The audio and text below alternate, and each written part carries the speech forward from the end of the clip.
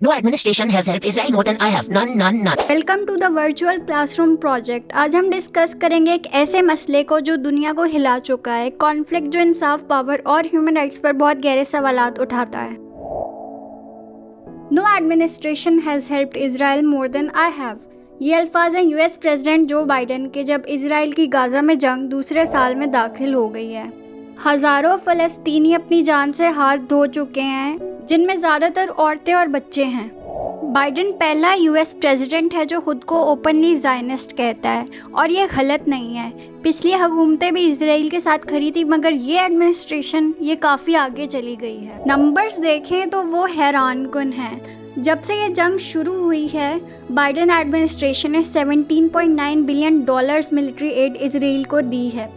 Brown university की cost of war report के मुताबिक ये सपोर्ट ना सिर्फ इजराइल की सबसे ख़तरनाक जंग को फ्यूल कर रही है, बल्कि पूरा रीजन इस कॉन्फ्लिक्ट में फंस गया है। सोचिए, एक साल तक एयर स्ट्राइक्स और ग्राउंड इन्वेजन का सिलसिला चल रहा है। पूरी की पूरी आबादी डिस्प्लेस्ड हो चुकी है। ऑक्यूपाइड वेस्ट बैंक में भी 100 से ज़्यादा लोगों का कत्ल हो चुका है। ये वो दहशत है जो रिसेंट हिस्ट्री में नहीं देखी गई। और ये सिर्फ इजराइल का कसूर नहीं रहा। अमेरिका की पूरी सपोर्ट ने इजराइल को पूरा इख्तियार दे दिया कि वो जो चाहे करे। कई लोग अमेरिका पर वॉर क्राइम्स में शामिल होने का इल्ज़ाम लगाते हैं, और वो गलत नहीं है। बाइडन एडमिनिस्ट्रेशन की फाइनेंशियल और मिलिट्री एड ने इस जंग को अमेरिका की जंग भी बना दिया।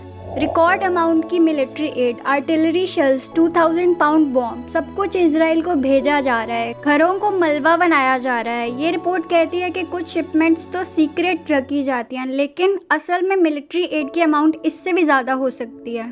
साथ ही अमेरिका ने $4.86 बिलियन मज़ीद खर्च किए हैं अपने मिलिट्री ऑपरेशंस इस रीजन में इन्हांस करने के लिए, including campaign against Houthis in Yemen. ये एक ट्रैजिक रियलिटी है। बेशक सीज़फायर की कॉल्स हुई हैं, बाइडन एडमिनिस्ट्रेशन ने कोई सीरियस कोशिश नहीं की इसराइल को रोकने के लिए। गाज़ा में पिछले एक साल में 41,000 से ज़्यादा लोगों की मौत हो चुकी है, और ये जंग लेबनान तक भी फैल गई है, जहां इसराइल की एयर स्ट्राइक से 1000 से ज़्यादा लोग हलाक हो चुके हैं।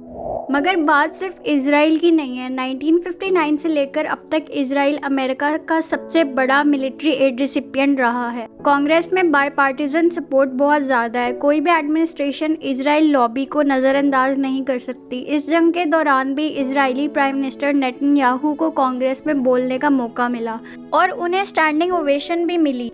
उसने इसे बार्बरिज्म और सिविलाइजेशन का क्लैश कहा।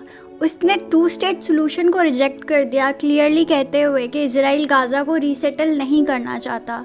ये कॉन्फ्लिक्ट अब गाज़ा से बहुत आगे निकल चुका है। इंटरेस्टिंग बात यह है कि यंग अमेरिकन्स के अंदर ऑपोजिशन बढ़ रही है। वो इस जंग के खिलाफ है, मगर क्या वॉशिंगटन सुन रहा है? बिल्कुल नहीं। इजराइल के लिए अनक्वालिफाइड सपोर्ट बिल्कुल मजबूत है, चाहे प्रोटेस्ट कितने ही ज़ोर से क्यों ना हो। इस किताब में the Israel lobby and US foreign policy 2 US professor discuss करते हैं कि इजरायली लॉबी अमेरिका के डिसीजंस पर बहुत बड़ा असर रखती है। इस बात को मेन स्ट्रीम मीडिया में क्वेश्चन करना बहुत मुश्किल है, क्योंकि एंटीसेमिटिज्म का इल्ज़ाम लग जाता है। मगर सच ये है कि ये लॉबी कैपिटल हिल को कंट्रोल करती है। 2005 में द न्यूयॉर्कर के एक आर्टिकल में एक एपैक ऑफिशियल को कोट किया गया था कि सिर्फ 24 घंटों के अंदर वो 70 सेनेटर से कुछ भी साइन करवा सकते। अगला यूएस इलेक्शन पास आ रहा है, लेकिन कुछ बदलेगा नहीं। डोनाल्ड ट्रंप हो या कमाला हैरिस, दोनों ने इजराइल के लिए फुल सपोर्ट का वादा किया है, और गाज़ा की जंग ये चलती रहेगी, जहां 1 मिलियन से ज़्यादा लोग अब कैद हो चुके हैं। वॉशिंगटन के एक्टिव सपोर्ट के साथ ये कॉन्फ्लिक्ट अब एक रीजनल वॉर में तब्दील हो चुका है। अगर इजराइल ईरान की न्यूक्लियर या ऑयल फैसिलिटीज़ को टारगेट करता है तो अंजाम तबाहकुन हो सकता है, और अमेरिका एक डायरेक्ट वॉर में घुस सकता है। तो अगर आपको ये वीडियो अच्छी लगी तो लाइक करें और सब्सक्राइब करें और शेयर भी करें।